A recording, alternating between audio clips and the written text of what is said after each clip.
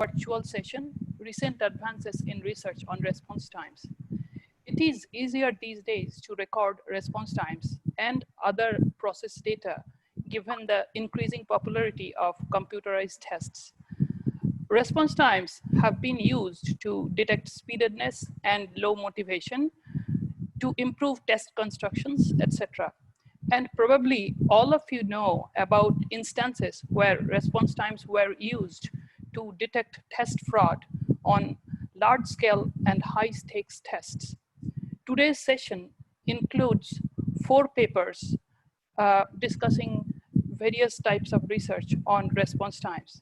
The first 2 papers are on using response times to detect unusual examinee responses. The last 2 papers will suggest new models for response times. At the end, Wim J. van der Linden, who is one of the pioneers of research on response times, will provide a discussion. The first paper is by Matthew Johnson and me, and it is on detection of item pre-knowledge using item scores and response times. And the research was funded by Institute of Education Sciences. So this is an outline of my presentation. First, I will give an introduction to the problem. Then I'll discuss some of the existing approaches for detection of item pre-knowledge. Then I will go to discuss a new approach that we suggested in our paper. Then I'll quickly go over some data examples and then conclusions. So item pre-knowledge, what is it? According to a nice review chapter by Jim Wallach and Rachel Schoenig, item pre-knowledge is one of 3 types of test fraud that are prevalent in testing. If you are wondering about the other 2, they are answer copying and test tampering. Now, item pre-knowledge is essentially the sharing of test questions or answers by a source followed by examinees memorizing them. Probably all of you know about websites that post items that are live or currently in use on a test. The affected items, that is items that show up on a website, they are called compromised items. And we will consider only the case of known compromised items. That is where the investigator knows which items were compromised. That is less common. In general, the case is that you do not know which items are compromised, but you can apply methods to detect them. But there are known examples of cases of where the compromised items were known. For example, several authors who wrote chapters in the recently edited book by Cizek and Wallach, they analyzed a data set from, analyzed 2 data sets from a credentialing test where several items were known to be compromised. Similarly, Carol Eckerle presented a talk at the Conference on Test Security in 2018, where she discussed a data set for which 60 test items all showed up on websites, some with correct answers, some with incorrect keys, correct keys and incorrect keys. So there are instances of such cases of known compromised items. Now, this is a list of some of the existing approaches for detecting pre-knowledge. There are approaches that use only item scores. For example, Drasko and others, they discussed an approach based on their appropriateness index that is based on the Neyman-Pearson lemma. Then there is the signed likelihood ratio test statistic, or LS. There is also a method by MacLeod and Thiessen and Lewis, I think, a Bayesian approach that is using item scores. Then there are some approaches for detecting item pre-knowledge based on only response times. For example, there is the Bayesian person fit approach by Marianti and others. Then the Wald test statistic, or LT. And then there are some approaches for detecting item pre-knowledge based on both item scores and response times. For example, there is the Bayesian person fit approach by Fox and Marianti, and then the Bayesian residuals suggested by van der Linden and Guo. Finally, researchers like Lian Wallach and Wang et al. Wang is the Chun Wang, who is one of the authors of a paper in this session. They have suggested mixture models for detecting pre-knowledge using item scores and response times. So before going any further, let me discuss the model that we fitted, because our approach is based on a model fitted to the item scores and response times. And we decided to fit the hierarchical or joint model for item scores and response times. The model was suggested by van der Linden, who would discuss our session later today. And the model has two components. It has an IRT model component, like a 2PL model or 3PL model or your favorite IRT model. That an IRT model is used for the item scores, and the log normal response time model, which is again suggested by Wim van der Linden in 2006. That model is used for response times. Now, if you are unaware of the log normal response time models, this is how it looks, the density function of the model. Yi is the logarithm of the response time on item I. Tau is an examinee speed parameter, and alpha I and beta I are item time discrimination and intensity parameters. Essentially, the model assumes that the Yi has a normal distribution with mean, which is equal to beta I minus tau, and variance that is 1 over alpha I. So that is the model. And there are available software and methods for fitting the model. So this is the problem formulation. We are interested in detecting item pre-knowledge. So there are a set of items that we know to be compromised. Let us denote the compromised set of items as C, and the items that are not compromised as uncompromised or U. We assume that every examinee has two ability parameters. One theta C, that is based on the compromised items, and a theta U, which is based on the uncompromised items.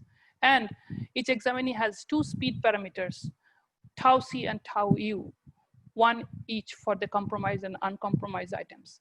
And we are expressing the problem of detection of item pre-knowledge as a testing of hypothesis problem, where the null hypothesis is that the two abilities of the examinee are equal. That is, the performance is the same on the compromised and uncompromised items. And also the speed is the same on these two sets of items. And the alternative hypothesis as that the ability or performance is better on the compromised items and the speed is better, or sorry, this is an or. The performance is better on the compromised, or the speed is higher on the compromised items. And this formulation is based on the findings by researchers like Castley and Jafloglu and Smith and Davis-Baker and Totten and Menes. They found for real data that item pre-knowledge leads to better performance and faster answers on the compromised items. That is why we have formulated our hypothesis this way. We are testing the equality of performance and speed on the compromised and uncompromised items versus a one-sided alternative. Now, our approach builds on two existing statistics. One is the signed likelihood ratio statistic that is based on item scores only. And this is how it goes. So the first step in calculating the LS statistic is to compute the likelihood ratio test statistic for testing the equality of abilities on the compromised and uncompromised items versus the alternative that they are not equal. Now, this likelihood ratio statistic, lambda S, has a chi-square distribution under the null hypothesis of no performance difference or no cheating. And then the LS statistic is defined as a square root of this lambda S and times the sign of the difference between the estimated ability on the compromised and uncompromised items. That is, the LS is calculated as a square root of this lambda S, where when the estimated ability on the compromised items is larger than the estimated ability on the uncompromised, and as a negative of the square root of the lambda S if the estimated ability on the compromised is smaller than the estimated ability on the uncompromised. And the second building block of our approach is the Wald test statistic, or LT, that is based on response times only. That is it. This is the statistic for detecting item pre-knowledge only using response times. So the null hypothesis here is that the two examinee abilities are, the examinee speed is the same over the compromised and uncompromised, versus the alternative is that the speed is more on the compromised. And the statistic is a simple Wald test statistic where one computes the difference between the estimated speed parameters on the compromised and uncompromised and divides it by the estimated variance of the numerator. Now, if you're wondering about the distribution of this statistic, both of these statistics follow standard normal distribution for long tests under the null hypothesis, that is when there is no cheating going on. And their values are large when there is pre-knowledge. So you are looking for numbers like +3 or +4 to flag an examinee for pre-knowledge. So our approach builds on this LS and LT statistic. And how is it done? This is how. So if one were doing a likelihood ratio test statistic for testing the equality of the ability on the compromised and uncompromised, and also the equality of the speed on the compromised and uncompromised versus the general alternative that they are unequal, they would have used the likelihood ratio test statistic, which is the sum of squares of LT and LS. And this statistic would follow a chi-square distribution with 2 degrees of freedom. But as I discussed earlier, we are interested in one-sided alternatives. And so this problem is referred to as a constrained hypothesis testing problem. And there is a field in statistics with books and lots of papers called Constrained Statistical Inference. And there is a book that we use to find out some theory about how to tackle this problem. And according to the constraint theory from Constrained Statistical Inference, the appropriate statistic for our problem is a lambda ST star, where it is sum of squares of the 2 statistics only when the both are larger than 0. If both are not larger than 0, then whichever is larger than 0 contributes to the statistic. Otherwise, it does not. For example, it is only LSS square if the LS is positive and LT is negative, and LT square if LT is positive and LS is negative.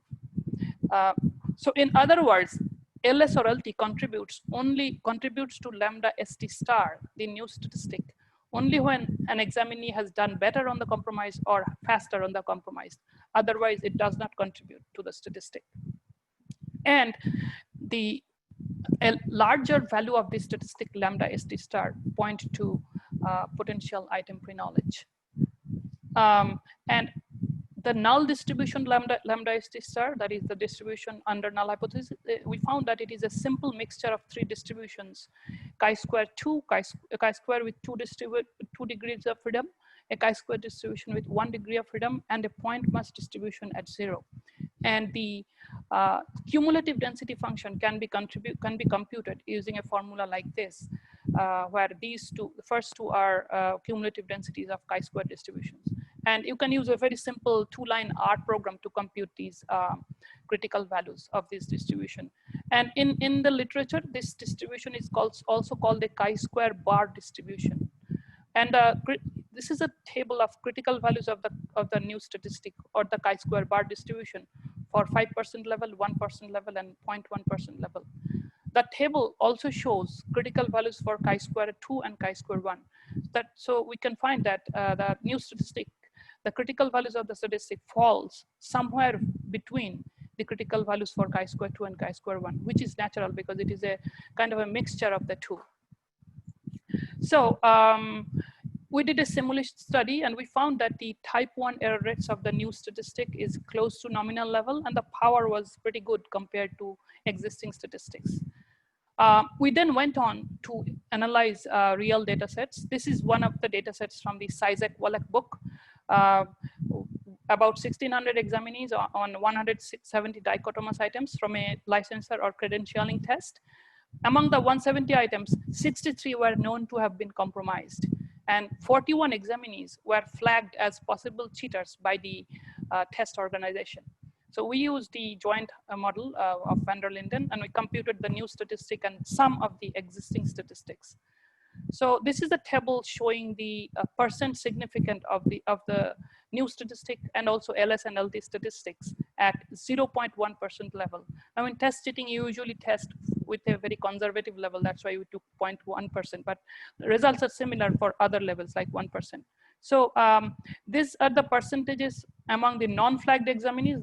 So non-flagged means not flagged as cheaters and flagged as cheaters. You want this to be small, the left column to be small and the right column to be large. And all the statistics are significant for 1% at 0.1%, which is a good thing. But lambda ST star has a larger value compared to the other two, which is desirable. This is a plot showing the new statistic on the y-axis, lambda ST star, and the existing LT statistic along the x-axis. Each point is for an examinee, and this plot only shows the flagged examinees. So you want these statistics to be large for all of them. But the critical values are shown, critical values of these two statistics are shown along the, shown using dashed lines. So we see that the two statistics are linearly related, that one increases when the other increases. And also for 9 examinees to the top right, both statistics are significant. But they are not significant for many, and that is probably because these cheaters, these were detected as cheaters using other methods as well. That is, some of them also did answer copying. And we found that for 4 examinees, lambda ST star is significant, but LT is not. Similarly, this is a plot showing lambda ST star versus LS, the statistic based on item scores. Again, some examinees were detected by both, but only some detected by only the new statistic. And also, there are these 3 gray points. These are for examinees for whom only the new statistic was significant and none of the 2 existing statistics were significant. So these 2 plots shows these gray lines. Neither LT nor LS is significant, but the new statistic is significant. Now, if we look deeper at one of these examinees for whom all the statistics were significant, this is how it looks. On the left column are some numbers for the compromised item sets and right column for the not compromised item sets. So the percent correct score for this examinee who was flagged as cheater and had a large value of all statistics, percent correct is 92 on the compromised, but only 77 on the not compromised. Also, the average time on compromised is 38, but average time on the not compromised items as per double. Whereas the average for the sample is not that different. They're little less on the compromise, but not half of that. So there is something fishy going on about the examinee. So to conclude, we suggested a statistic based on item scores and response times to detect item pre-knowledge. This statistic has a known distribution under the null hypothesis for long tests. Known but a little relatively unknown because it's a chi-square bar distribution that is not very common in our literature case. The type 1 error rates and power of the new statistic were pretty good in simulations, and we used a real data example. Finally, the reference is, we have an online first paper in the British Journal. Actually, one of the presenters in the session, Ying Cheng, who will talk after me, she's the editor of the journal. So that's it, thank you.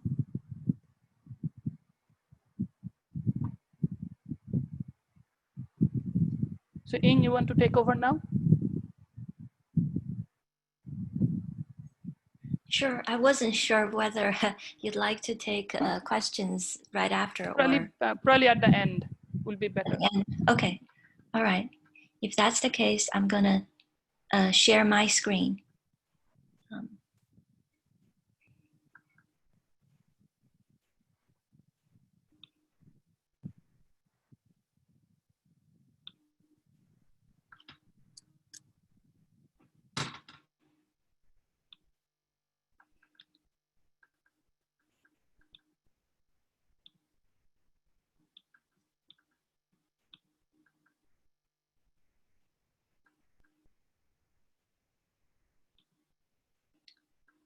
Hi everyone, I hope that you can see my slides well. I had a little problem when I was using the full screen mode. It didn't allow me to share, but now it seems to be fine. So thanks to Sandip, he gave a really good overview of many of the literature that I'm going to be touching upon in my talk, and also the model, the log normal model for the response time. So I'm not going to go into a lot of details for those.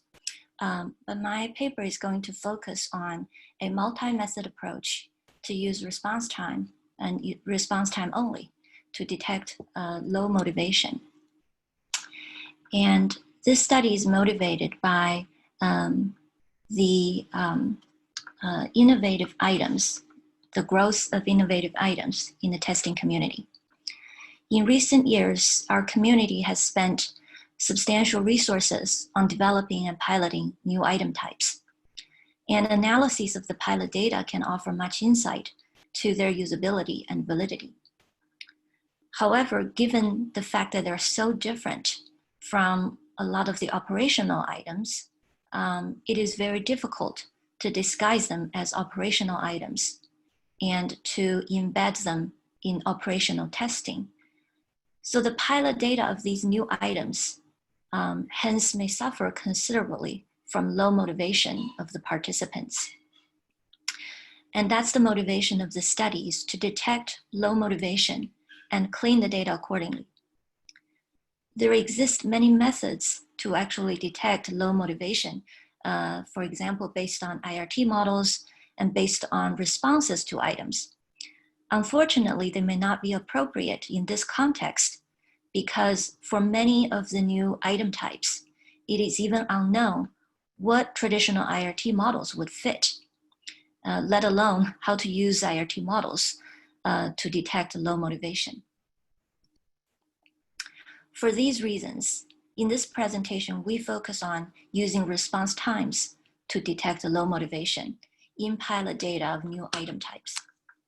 And more specifically, we propose to first use Mahalanobis distance to identify general inter-individual outliers, and then using change point analyses on the remaining item response time sequences to detect intra-individual change. That is, those who shift from being motivated to having low motivation during the process of taking the test. In doing so, our hope is to be able to identify both individuals with low motivation throughout and individuals who actually lose motivation gradually as the pilot test progresses. And let me talk a little bit about the data that we are using. This comes from a pilot test, which contains 20 items. Half of them are operational test items, and the other half are new item types. And the test takers, because the new item types cannot be embedded during the operational test, this pilot was actually attached to the operational test, and test takers are asked to take this pilot after they finish their operational test, and it's completely voluntary. The variables that we have access to include item response times for each individual in seconds, and ability estimate from all these individuals based on their performance on the operational test. We also have the exam time, so how long it took for them to finish the operational test, as well as the number of items that they finished on the operational test. A quick note here, the test that they took, the operational one, is actually variable length. So the number of questions that they finish could differ quite a bit. And so does their exam time. So there are 4 research questions that we're trying to answer using this data set. Number 1 is there any indication of low motivation or effort from the response time data? And second is, how can we identify low motivation or effort using response time data? And 3 methods are going to be discussed: RTE, Mahalanobis distance, as well as the change point analysis method. And I will go over them one by one. Number 3, how do these three methods complement each other? And number 4, what can we find out about the relationship between ability and response time? So to address the first research question, is there any indication of low motivation or effort? There were in total 5,782 test takers, and around 1,500 of them actually had missing data. That is about 26% of all test takers. So low motivation or effort is suspected. Out of the 4,200 test takers who had complete data, we actually compared their performance against those with incomplete data. We compared them in terms of ability. Again, that's based on their ability estimate we obtained from the operational test they took. And the test length, as well as the testing time that they took for the operational test. When we compare them, compare these two groups, significance test shows that, okay, all contrasts are significant. And if we look at this table, we were able to sort of understand the effect size, because the sample size is so big, statistical significance can be reached even with tiny effect sizes. But by looking at the effect sizes measure, we can actually see, by looking at the descriptive statistics, it is easy to see actually the two groups, their differences are really large and the effect size is substantial. We also looked at the percentage of respondents who actually have a certain number of missing items. The percentage of those who missed all 20 items is actually 0, meaning that they at least attempted one question. And then we highlighted this number in red because it is important to note that over 12% of individuals actually missed 19 questions. So it looks like a lot of them decided to drop right after they tried the first question. And this is the percentage missing by item. Again, you can see that gradually, as the test progresses, more and more people actually drop out from the test. So just a quick takeaway is that low motivation, yes, it is certainly suspected just based on those descriptive statistics. And table 2 seems to suggest there's an increasing level of disengagement over the course of the pilot test. And gradual disengagement is known to be a prevalent type of content irresponsive responses in low stakes testing. But within person gradual disengagement is quite challenging to detect. The next thing that we opt to do is to look at the response time distribution. As one would expect, response time would have a long thin tail on the left-hand side or a negative skew. So this is how the response time distribution looks like for the first 4 items. And a quick note here, that response times here shown in these figures have already been log transformed. And then we show the next 4 items and we go on.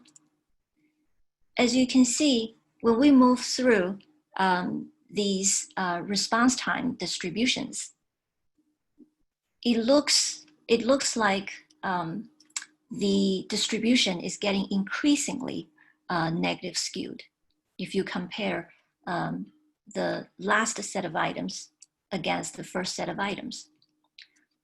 And the QQ plot of the first 4 items and contrast that with the last 4 items, again, pinpoints the same problem. So again, evidence seems to suggest that extremely short response time exists for nearly every item. And item response time is left skewed even after log transformation. this seems an analog to zero inflated data when we analyze count data. So the number one thing that we decided to do is to use the RTE. The RTE was proposed by Dr. Stephen Weiss, which says if the percentage of items with less than 10% of average response time of each item, that item is considered to be having low response time effort. And if somebody's response time sequence has over 50% of items on which this person displayed low RTE, then this person will be flagged. So using this approach, we flagged over 13,000 test takers. And 12,000 of them had incomplete data. So this means that actually all these, a lot of people who were flagged by using the RTE are the ones who dropped out of the pilot test at some point. Now, there's still a substantial portion of examinees with complete data. Does it mean that they are completely exempt from disengagement? That's actually what we're going to do next with Mahalanobis distance. So how are we going to detect if someone is increasingly disengaged when this person actually manages to finish every question on the pilot test? Mahalanobis distance is a commonly used outlier detection method that basically tries to check if a data point is far away from the center of the data. You can do it in a univariate fashion. For instance, in this case, you can actually detect outliers in terms of height or weight. If you do it in a univariate fashion, you may miss outliers who do not look to be deviating much in terms of either variable. But if you look at the data point, compare that to the centroid, you will notice that actually they're far away from the centroid. So the multivariate outlier detection using Mahalanobis distance is actually trying to see how these data points are lying away from the centroid of the data, considering all variables. So that's the approach that we're going to adopt. Imagine we're going to cast the log transformed response time into, because we have 20 items, into a 20-dimension space, thus formulating a 20-dimension data cloud. And we will try to find outliers by identifying those data points lying far away from the centroid. And these may include data points that represent extremely short response times for many items, or extremely long response times for many items, or relatively short response times for some items, but relatively long response times for some other items. Note that the type 2 is not going to be identified by the RTE because response time effort only concerns itself with those who respond really, really fast. But why type 2 can be alarming? What if somebody takes a snooze during the middle of the test, right? So extremely long response times can be alarming. If we're not concerned with disengagement, then extremely long response time could suggest someone trying to memorize a new item type. That's also alarming. Type 3 may not be identified by the RTE either, because you need to exhibit extremely low response time for over 50% of the questions that you answer. So let's see whether Mahalanobis distance is going to help us to detect some of the types of aberrant responses. I'm going to skip over some of the statistics descriptions because I'm assuming that most of you are familiar with Mahalanobis distance and how that's used for outlier detection. This step actually flags 491 participants and left us with 3,775 test takers. And these are test takers who actually have complete data. Now, 116 of those flagged by the Mahalanobis distance were also flagged by the RTE, not a substantial overlap. So there are 375 unique ones that were flagged by the MD. And I'm going to show you a couple of example cases. This is Sandeep. I'm sorry to interrupt, but you were running out of time. Let's try to finish in 1 minute or so, okay? Okay, will do. So if we compare the orange curve, that's from one participant flagged by MD, and compare that against the median response time for each item, you can see this is someone who spent a lot of time. Another participant, subject 10, is having extremely short response times. So MD is able to flag the type 2. It also flags, in some instances, people who have very low response times on some items and long ones on the others. So some of type 3. Now, what does change point analysis do? As I said, MD tries to capture how an observation deviates from the centroid. But change point analysis takes a different focus. It actually looks at intra-individual change. So someone switching from being very attentive to disengaged. We actually use the same log normal model and the Wald statistic. However, this time we're actually searching for the potential change point at all possible change point locations. So from between the first to the second item to between the last but one item and the last item. Therefore, the statistic is actually the maximum of the Wald statistic, not the Wald statistic itself. And hence the critical value will be larger too. So we only applied CPA to those who are not detected by either RTE or MD, or but having complete data. Using this, we actually flagged 87 extra participants. I'm going to show you one example here. You can see this person had a clear change point, and this is the actual change point detected by the CPA. After a certain number of items, this person starts to be disengaged. And we actually tried to clean the data by using either RTE or MD or CPA. And as you can see, after we remove all those response time patterns, the item response times become more normal. So that's the QQ plot after cleaning. And we also looked at the correlation between response time and ability, and we found a negative correlation. And this is not uncommon because this suggests that ability correlates positively with working speed. So tie back to our research questions. Yes, we did find strong evidence of low motivation or effort. And we do find the 3 methods to complement each other in what they find, the type of aberrant response time patterns. But we need to also bear in mind that they make different assumptions. Both CPA and MD are actually model-based, and RTE is actually non-parametric. Remember, MD assumes multivariate normality. So that's a big assumption that you need to bear in your mind.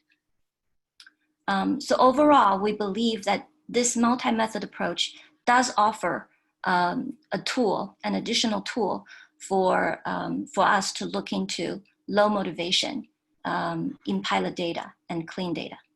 Thank you.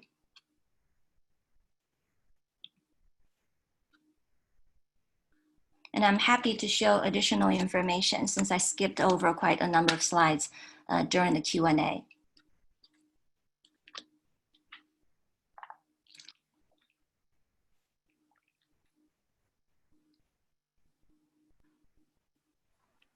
So Jing, you can take over now. Yeah.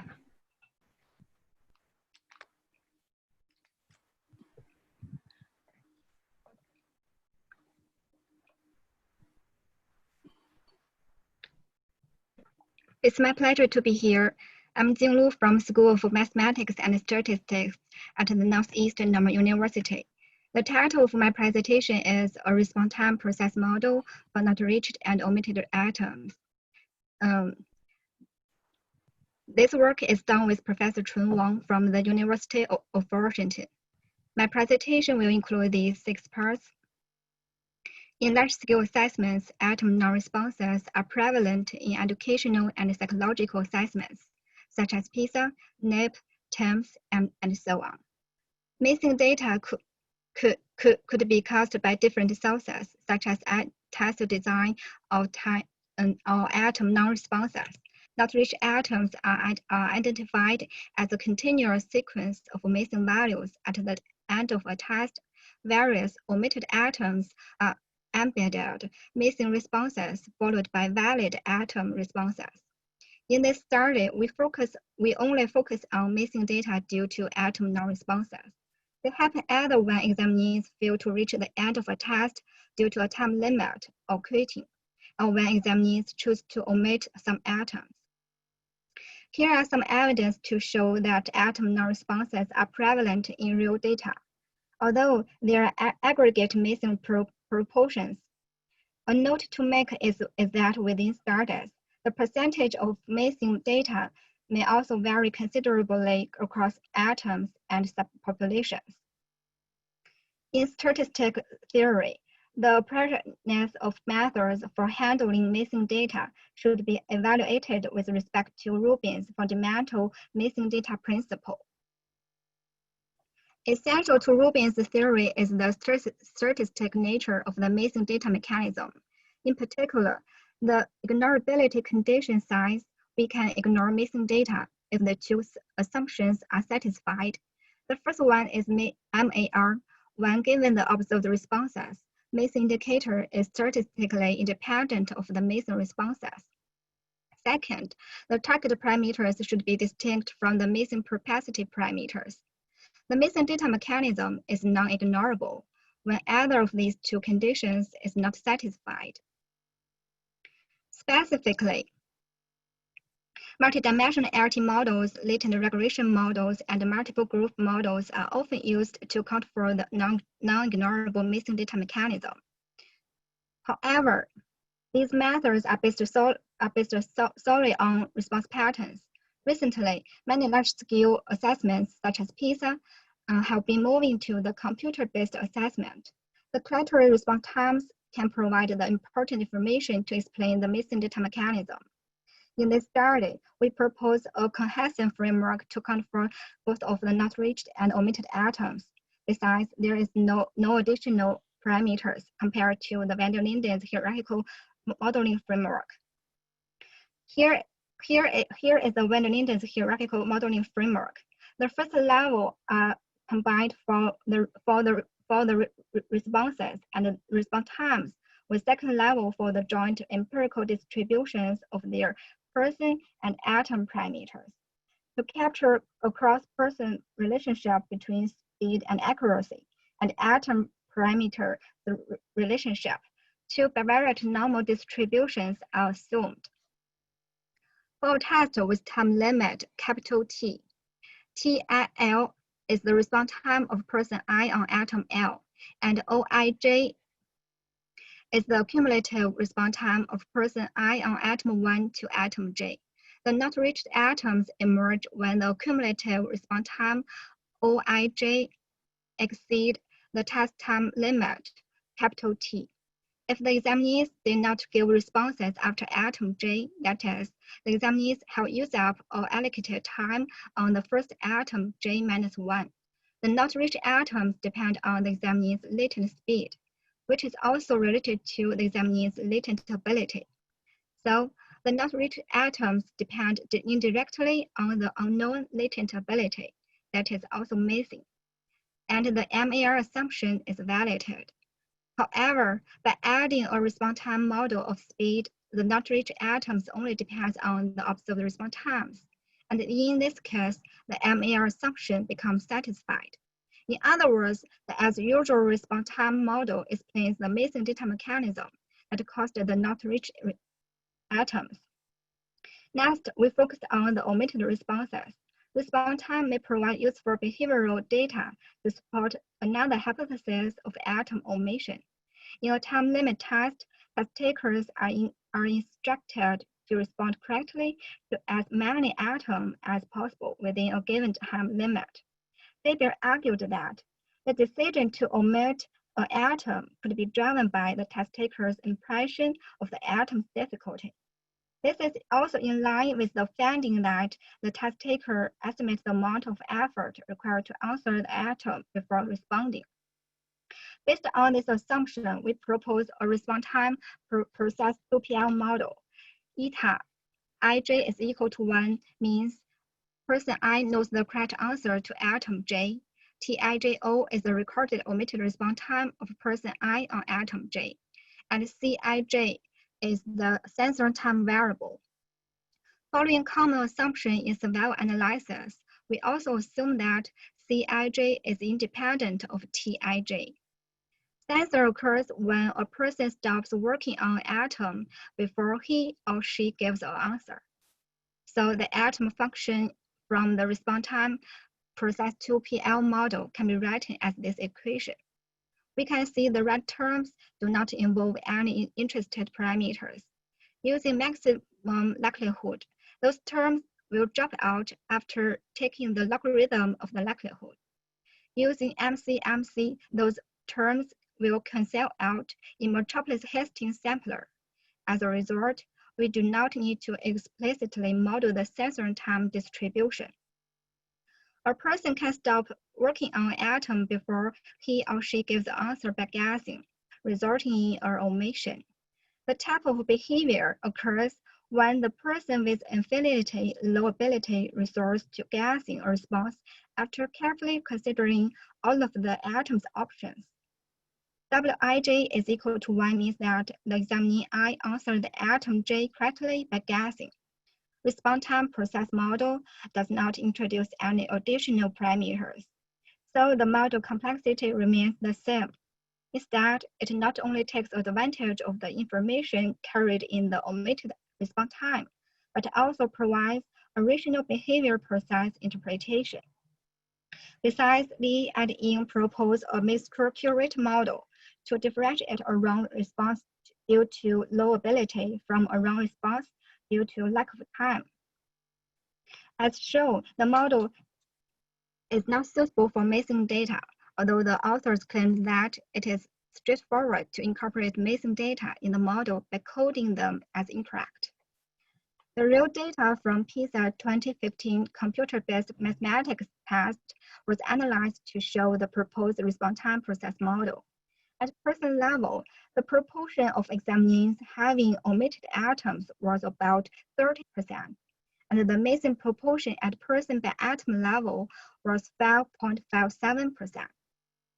This figure presents the density function of response times. We can see that the omitted response times is relatively left to the other two distributions.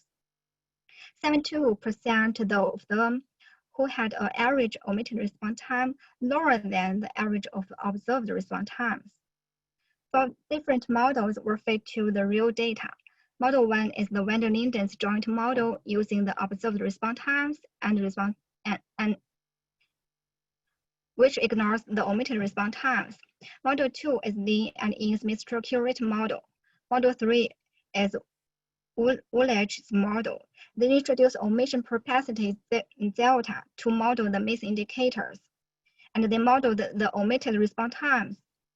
Omission speed for person I, which gives the speed with which person I decides to omit atoms. And model 4 is our response time process 2PL model. This figure shows the cumulative distribution of predictive probabilities of response times.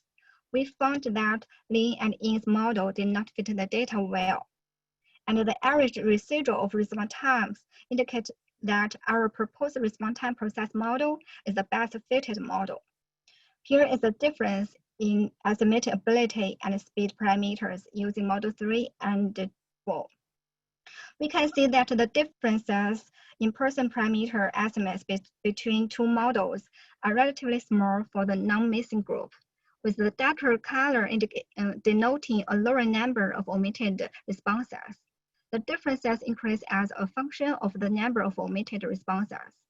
In addition, the majority of the estimated speed parameters from Model 4 are lower than those from Model 3 for missing group. This is reasonable because the response time process model uses omission response times and assumes that the actual response time a person would have spent on the atom solving an atom would be longer. In simulation study, we compared the performance of 3 models in terms of atom and person parameters. It is expected that the underlying missing data mechanism is ignored. Both Model 1 and Model 2 would generate biased parameter estimates. To manipulate response time for the not reached atoms and the omitted atoms, first, we use the log-normal distribution for response times to simulate the required response times. Second, we set the atom level sensor time. If the examinee's required time on atom J exceeds the sensor time Cj, the non-response times are simulated from the uniform distribution from 0 to Cj. And if the total observed response times exceeded the test time limit, the not reached atoms occurred. Here, 2 factors are manipulated. The first one is the missing proportion, and the second one is the correlation between ability and speed parameters. This table shows the bias and RMSE of ability parameter estimates on the overall samples, missing group and non-missing group. When tau and theta is not correlated, there is no difference between the 3 model parameter recoveries across the 3 samples. Essentially, all 3 models generated unbiased person parameter estimates. When the correlation between tau and theta increases, the bias and RMSE of person parameters of Model 1 increase drastically from the missing group. In contrast, both Model 2 and Model 3 help improve the estimation precision by bringing down the bias and RMSE. And unsurprisingly, Model 3 outperforms Model 2. Hi, Jing, this is Sandeep. Please try to finish up in 2 minutes or so, okay? Okay, thank you so much. In study 2, we investigated whether Woolage speed accuracy plus omission model could sufficiently depict the missing data mechanism when atom omissions were simulated from the response time process model. Their model was chosen as a comparison because it is one of the most recent models that uses response time to handle atom omissions. Moreover, similar to our proposed model, they also use omission response times in the model. This table summarizes the recoveries of person parameters from 3 samples. When the correlation between tau and theta is 0, parameter estimates from both models are similar.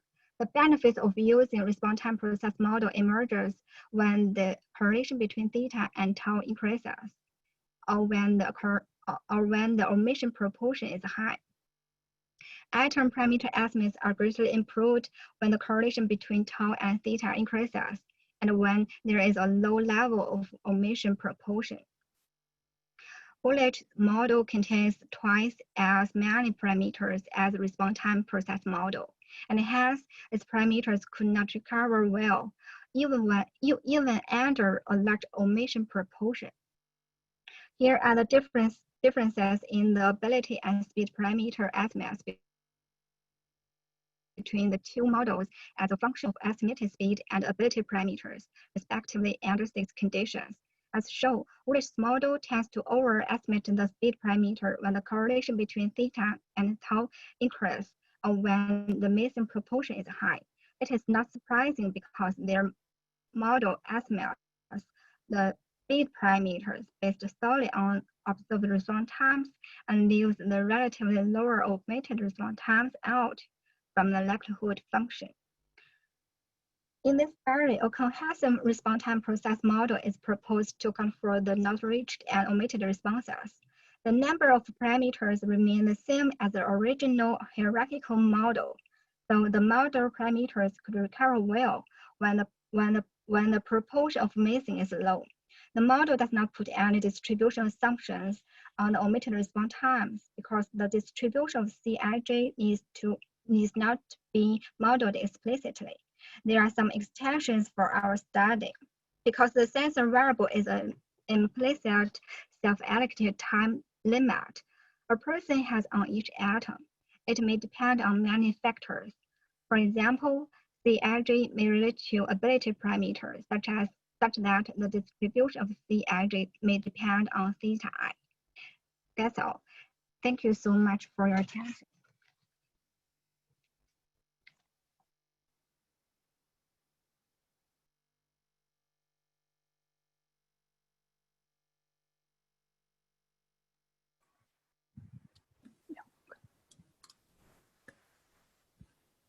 All right, thank you all. Thank the first three presenters for their nice presentations. My name is Yang Liu. I'm an assistant professor at University of Maryland, College Park. And today I'll be presenting semi-parametric factor analysis for response time. And this is work in collaboration with Marian Strazery, who was a graduate student in our program. So we're running a little behind the schedule, that's what I'm aware of. And I'll try to skip some of the technical details when I present, and you're more than welcome to contact me later if you're interested. Okay, so as we all know, especially after listening to the first three presentations of this session, that we now have item level response data collected through computerized testing, and we can factor analyze them. Most of the factor models we use for response times in practice, they involve restrictive parametric assumptions. At very least, we need to assume a conditional distribution of response time given the latent speed. We also need to assume a distribution of the latent speed.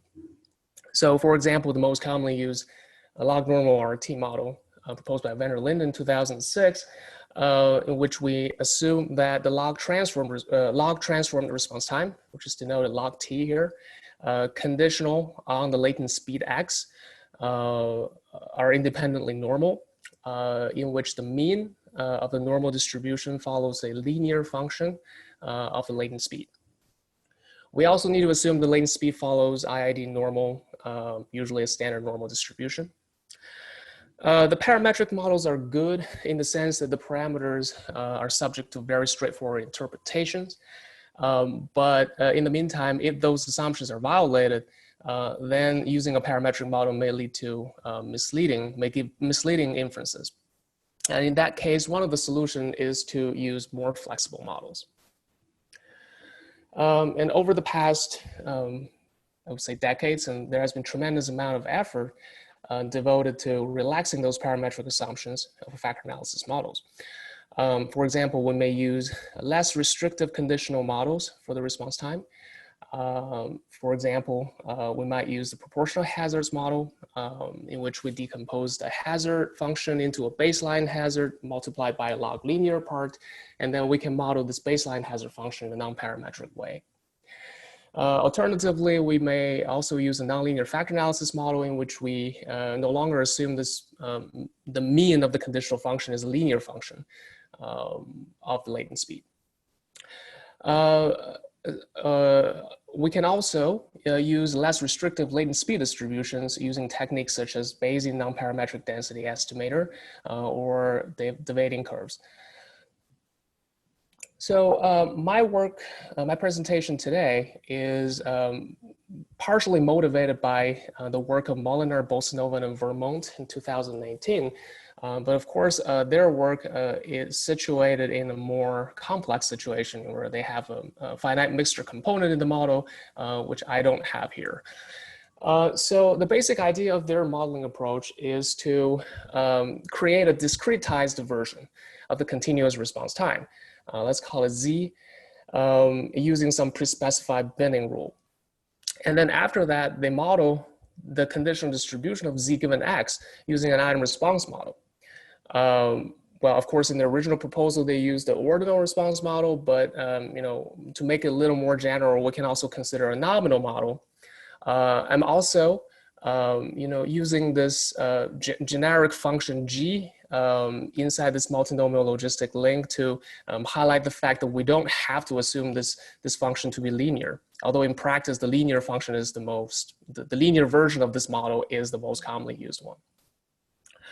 The limitation of this approach is pretty obvious in the sense that the binning rule is not unique, and after binning we lose some information from the original data.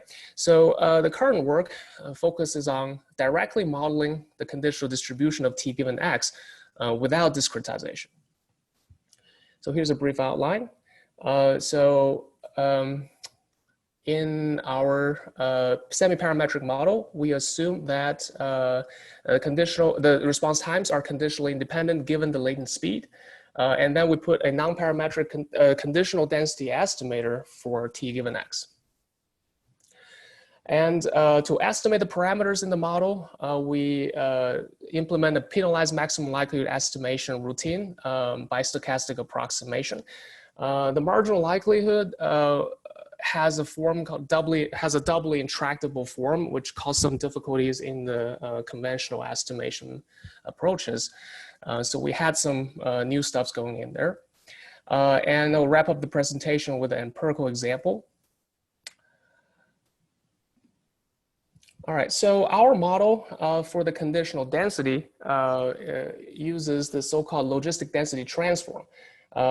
Here, I'm switching the notation to use y given x instead of t given x. Here, I assume y is a transformed version of t, such that it basically lies on the unit interval.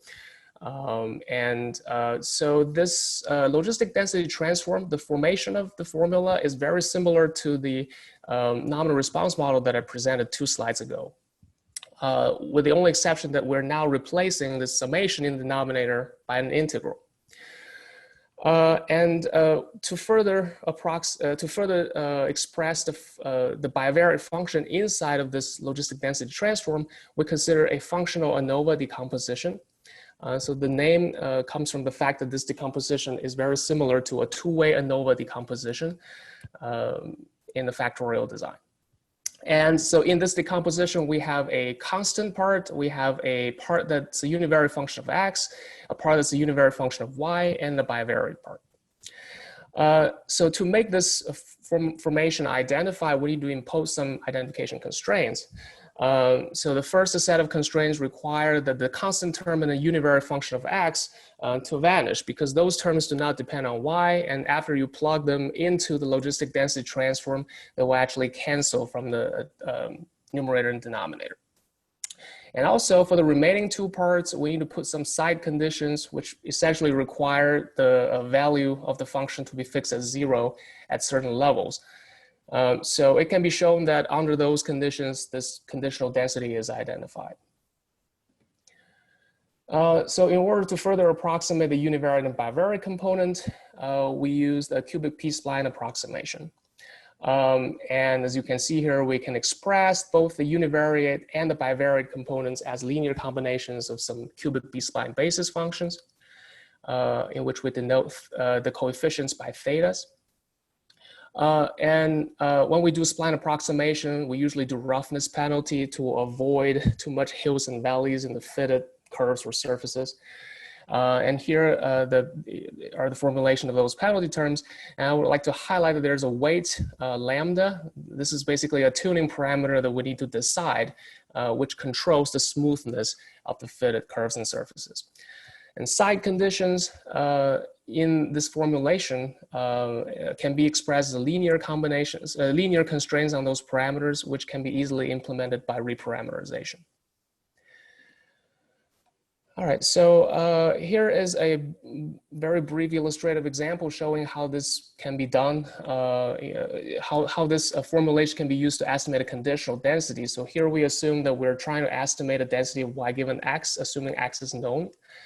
And the true density, a contour plot of the true conditional density is shown on the left. And on the right is the result from the semi-parametric fitting using lambda equal to 1. So you can see this is a pretty good recovery. But this formulation is very sensitive to the choice of lambda. If you use too small lambda value, then the fitted surface will be very rough. So this is under smoothing, which is shown on the left. But if we use a very large number of lambda, then we can get over smoothing. So those are, so actually how to select the proper lambda value is an important issue to address. Okay, so now we're going to move on to the formulation of the marginal likelihood. So now we have to assume the x is latent, so x actually represents latent speed, which cannot be directly measured. So we assume both y and x are defined on the unit interval, and x follows a uniform distribution. And we also assume conditional independence of y given x. And the marginal likelihood of y, it can be expressed in this equation. This is basically the general format shared by all the factor analytic types of models.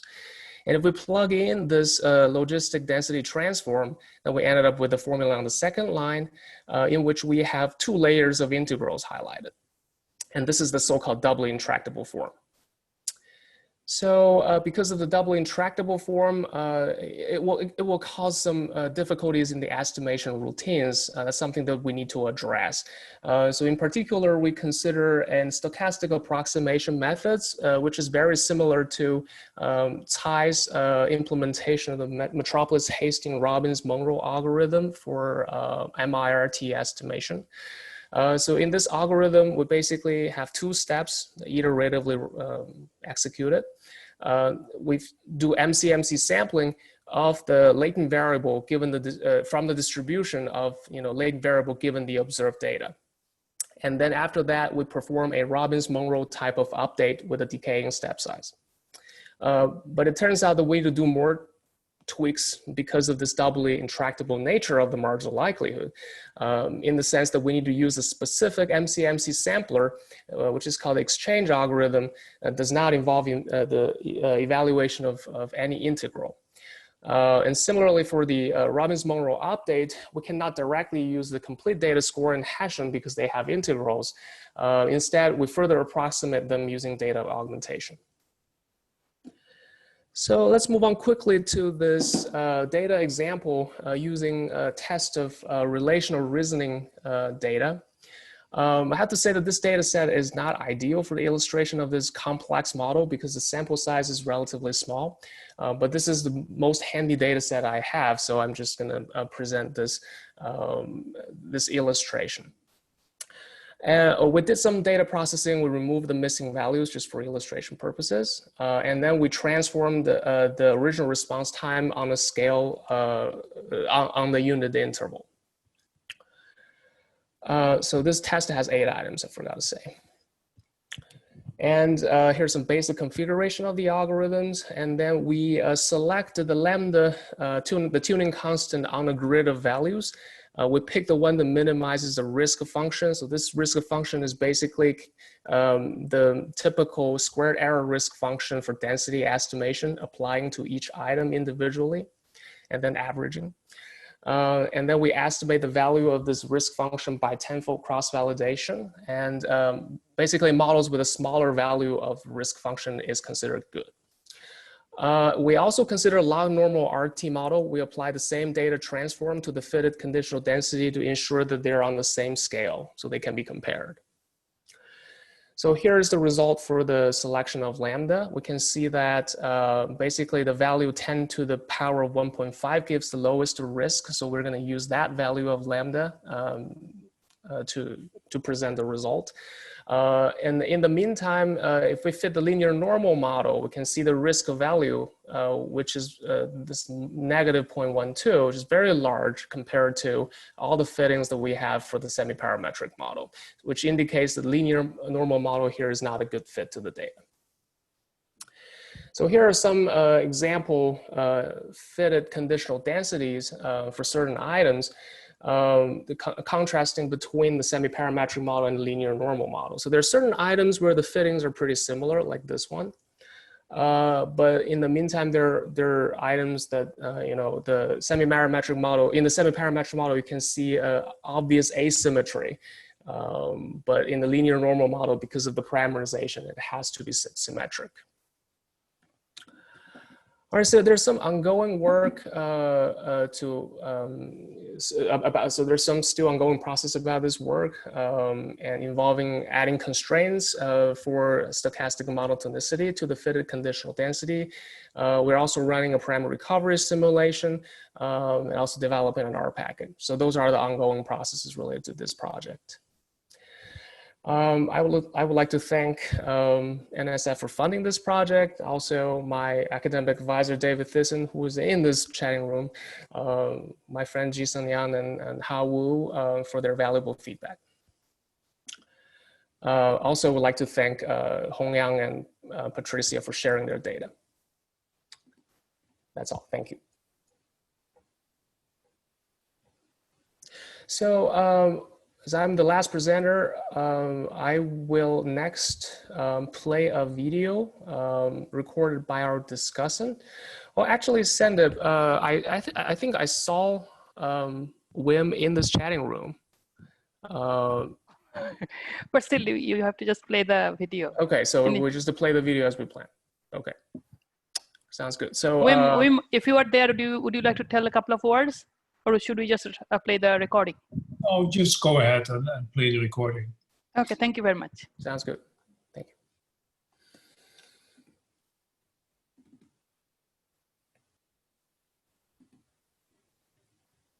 All right.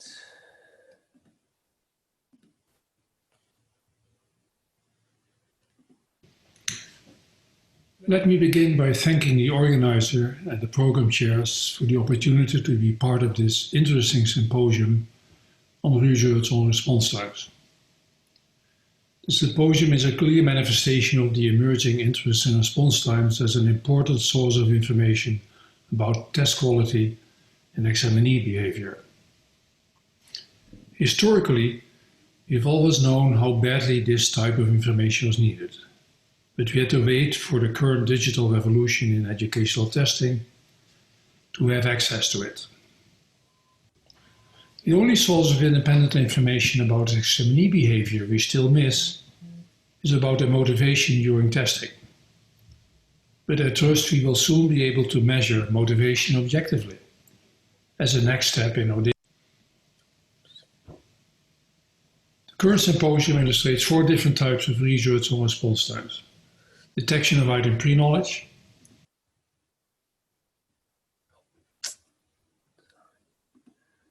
explanation of omitted and not reached items in the second presentation. Sorry about that. I'm going to play from the beginning of this slide because I was interrupted as I clicked something. Sorry about that. The current symposium illustrates Please go back to 2 slides because it already detection of started. item pre-knowledge, explanation of omitted and not reached items in the second presentation, detection of low motivation, and the final presentation offers us a new parametric, semi-parametric approach of modeling response times. In fact, these 4 topics represent only a tiny portion of all topics we need to rethink now that response times are available. Other examples are test length as a function of the time available for the test, differential item functioning as it may express itself in differential response times on items, the equating of tests that have a different level of speededness. We need to calibrate the items not only with respect to responses, but also the response times examinees will demonstrate on them. Test accommodations clearly have a time aspect. Item selection in adaptive testing could be improved because responses are not the only source of information. Response time tells us indirectly something about the ability examinee as well. Scoring, should we score tests for speed in addition to ability or performance? Model fit, aberrant examinee behavior with detection of cheating being a prime example. Should we set standards with respect to the level of degree of speediness of a test as we now do with respect to the performance levels required from the examinees, test speediness, test validity, etc. In fact, we can grab any test theory book, pick an arbitrary keyword from its index, and begin rethinking how we should improve on what we have done so far.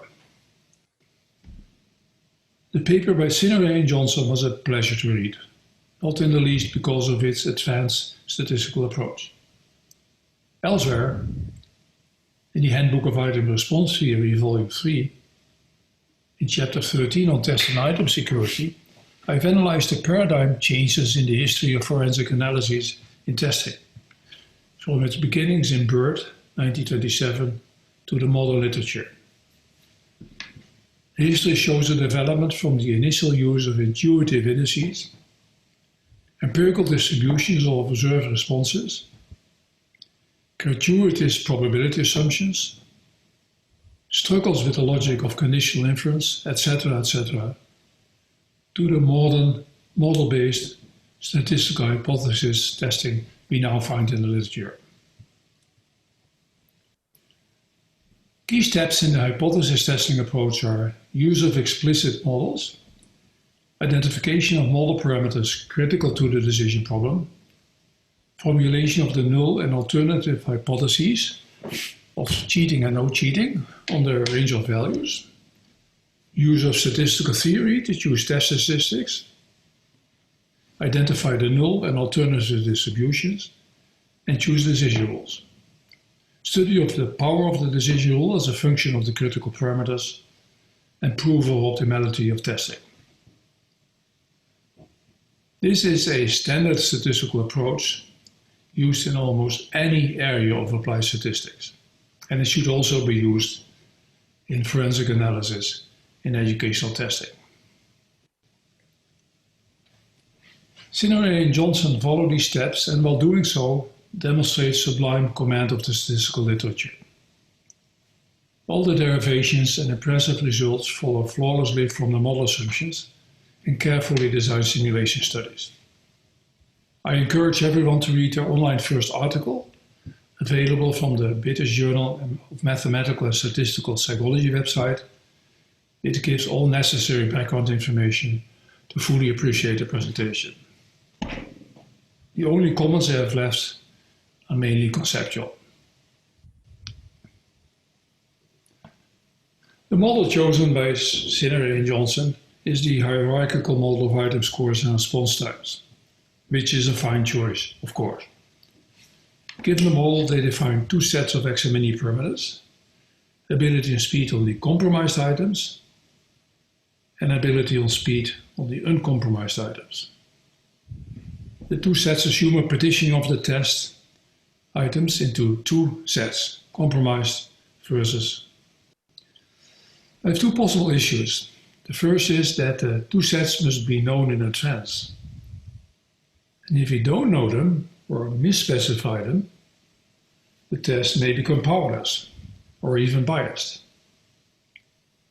And as compromised items can be expected to have correct answers, unless informative priors are adopted, they yield estimates of theta hat for the compromised items equal to plus infinity, no matter the number of them.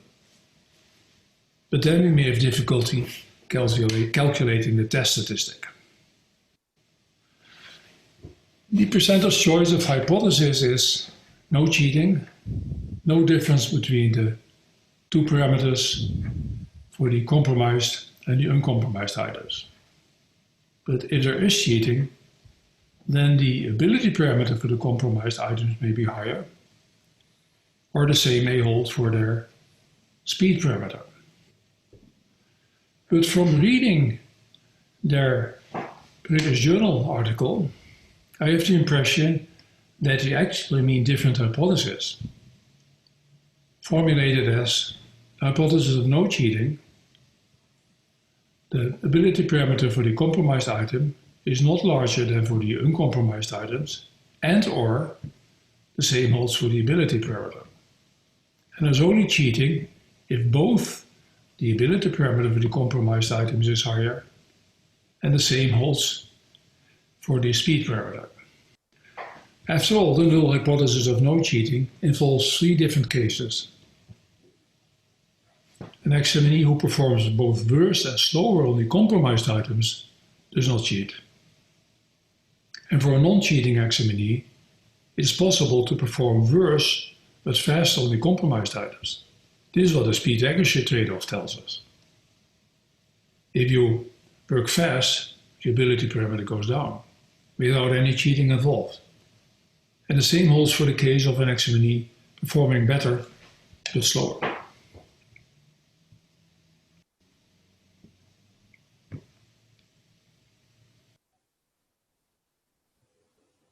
Also, as an alternative parameter, we have the option of the unknown number of items about which the examinee has pre-knowledge.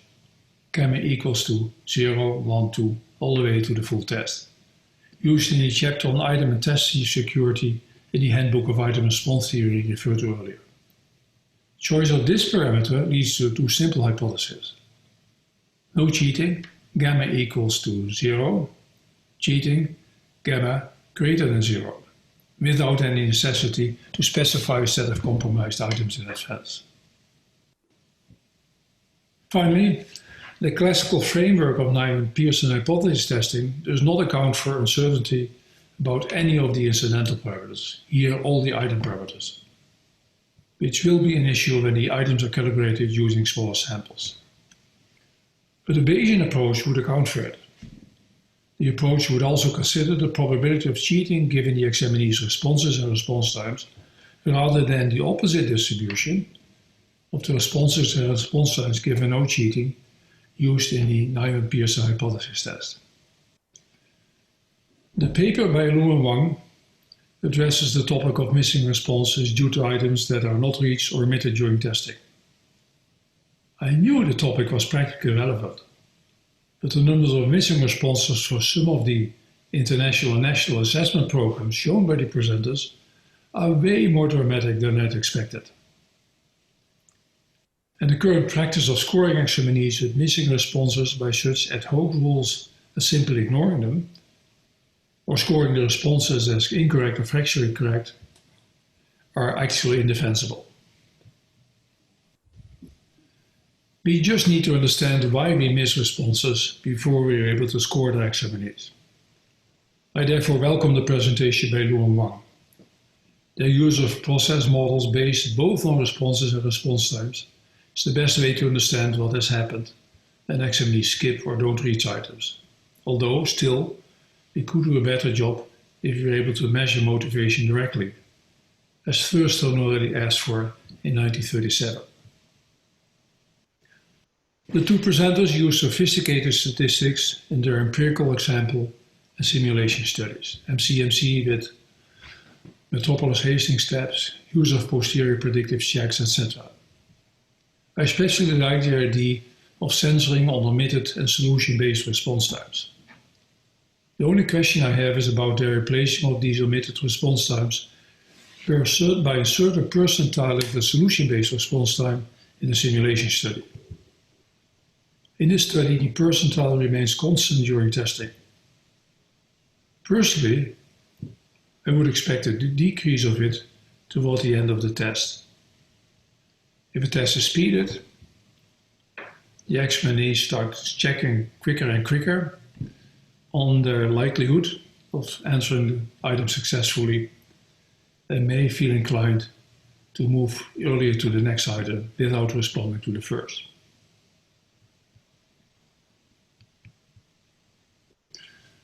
Another issue is the presenter's choice of positive correlations between ability and speed only. In my own analyses of empirical data sets with the same hierarchical model, I have equally often found positive as negative correlations. If the more able examinees decide to work slowly because they see they have enough time, this is a very good strategy to follow, we have a negative correlation. But if they feel they need to speed up because there's not enough time, we have a positive correlation. So I encourage the presenters to extend their simulation study with conditions where the correlations between ability and speed are negative. The next paper by Cheng addresses the same issue of missing responses, this time solely from the point of view of possible low examinee motivation. The presenter uses 3 different methods of identifying low motivation using response types. The first method consists of flagging examinees for low response times, extremely low response times, and the criterion the presenter uses is 50% of the items less than 10% of the average response time on the whole test. The second method is an outlier detection method based on the Mahalanobis criterion. In her empirical example, Dr. Cheng with 20 items, my guess is the new change point analysis is the presenter's favorite. It is the only one that separates the item effects from the person effects when analyzing gradual loss of motivation by the examinee over time, and thus does not blame examinees for slower response times on less time-intensive items as the first 2 methods may do. The change point method is illustrated for an empirical dataset with 20 items, 7,582 examinees, and 1,516 examinees with missing responses. The dataset is cleaned first using the Mahalanobis criterion. However, as shown graphically, it still manages to detect gradual loss of motivation for some of the examinees. In her final analyses presented in the paper, Dr. Cheng finds negative correlation between ability and response time, which is believed to conflict with the speed-accuracy trade-off. However, there is no conflict. The speed-accuracy trade-off is a within-personal psychological law that tells us that if an examinee raises his or her speed during the test, his or her ability goes down. The law does not imply anything about a between-person correlation in a group of examinees. If all high-ability examinees choose to work fast, the correlation is positive. If they decide to work slowly, it is negative. Finally, I have the same practical question for Cheng as for Lu and Wang. What should we do with examinees who demonstrated a decrease of motivation during testing? Should it be a penalty? A statistical adjustment? Right now, personally, I have no idea, and I would welcome research by these authors on exactly this topic. The final paper by Liu and Strazieri tries to improve on an original modeling approach by Molinar, Bolsinova, and Vermont, published in 2018 in the British Journal of Mathematical and Statistical Psychology. The original approach involves adoption of different rated classes of examinees who show different styles of responding and different response time distributions, assumption of a hierarchical model of responses and response time within each class, categorization of the response times which are assumed to have an underlying log-normal distribution, and the assumption of cumulative or adjacent order. Liu and Strazieri tried to improve on this approach by avoiding the necessity to arbitrarily categorize the response times. Instead, they modeled the response times giving latent class membership directly in a non-parametric way. Unfortunately, although their intentions are clear to me, I find it difficult to follow the treatment due to slides that are too condensed, at least for me, and the use of notation that is not always defined. My apologies for not being able to comment on the technical side of their presentation. I have only one technical and one practical comment left. The technical comment is on the regression parameterization adopted by Liu and Strazieri for the log-normal response time model. I know this as an in thing among the statistics we inclined to do so. Apparently it looks fancier if you have a regression parameterization. But all original parameters, time intensity, discrimination, lose their interpretation. And the model actually becomes over-parameterized in the sense of having 2 parameters with the same discrimination interpretation. My main comment, however, is on possible applications of the presenter's approach.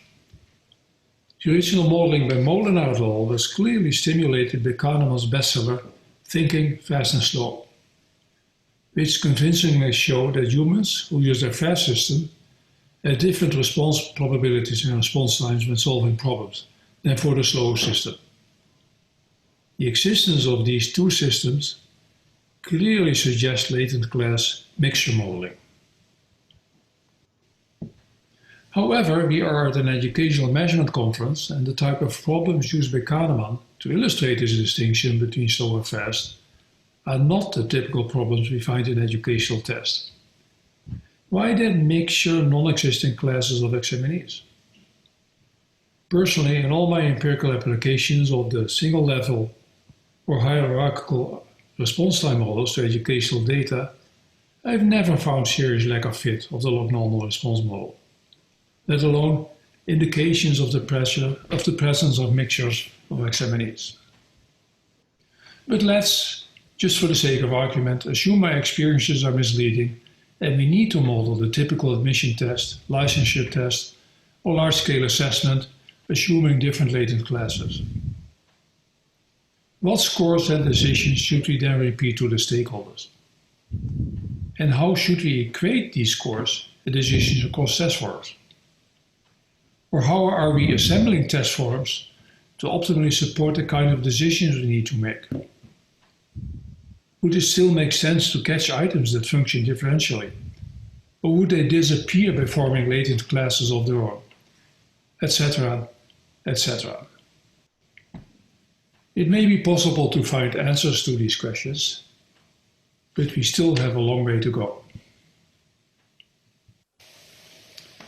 Thank you for your attention.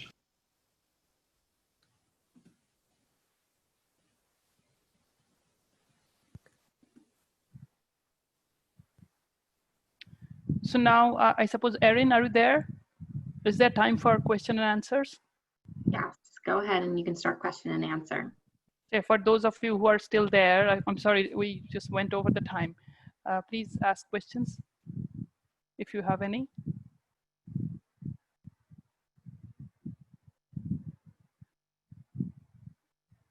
I saw that Russell Lamont had some comments on chat to everybody.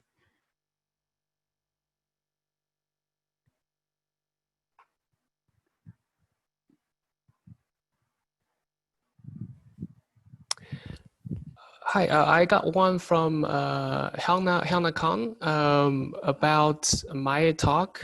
Can I just go ahead and read the question? Sure. All right, so the question is, how critical is it to have a uniform latent speed distribution in this model? So my response is that it is not that critical, except that if we want to do this, cubic spline approximation, we need to assume that the support is compact. So basically, we have have an interval, a closed interval as a support of the data. Well, for both the observed data and for the latent variable. So this is an assumption that we make, and then we can always, especially for the latent variable, we can always do a transform. Right? If we like conceptually, if we like the latent variable to be normally distributed, we can always go from a uniform to a normal by applying the inverse CDF transform. Yeah. Okay. Erin, is everybody muted, or can people speak up if they want to? Yes, they can unmute themselves or write their question in the chat box. Oh, so they cannot talk. They can.